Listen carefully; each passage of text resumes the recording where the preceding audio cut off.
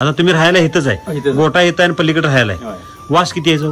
भयानक दुर्गंधी. दुर्गंधी. आज साहेब आपण गोठ्यात आज जाऊन आलो, वास येतोय का? अजिबात नाही. नाही येत.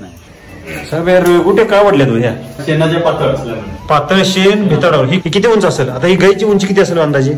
5 फूट जरा 5 फूट आहे की नाही? म्हणजे शेण पडतंय खाली आणि उडतंय किती फुटावर? 5 फुटावर.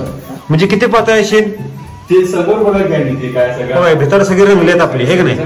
म्हणजे गोठा रंगवायची गरज राहिली अजिबात नव्हती, नाही. शेणानेच रंगवून दिली सगळी, आहे की नाही? आणि तर आम्ही काय गोचीड बघू नका हा? त्रास एवढा कोचड्या पण होत्या. ते कुठलं वेगळं आहे ते म्हणून कंटिन्यू मला 10 दिवसात मला फवारणी करावी लागेल. बरं, म्हणजे कीटकनाशकचे फवारे मारायला लागायचे. आता बघितलं साहेब आपल्या गोठ्यात ही जनावर किती आहेत? ही 4 आहेत, है की नाही? साहेब कुठलं तेल लावलं याला? चमकायला लागले, तेल लावल्यावर चमकायला लागले काय? हा. आणि शेण बघायला गेलो, ही शेण जी आहे ना आता तुम्ही गोळा केली, ही शेण वर भिंतीवर उडेल का हो? आता मी फेकून मारलं तर वर जात नाही. जात नाही. त्याचं जर चमक बघायला गेलो कसं चमकते, ते लावल्यावर शेण सुद्धा चमकते, है की नाही? असं शेण कधी यायचं का हो?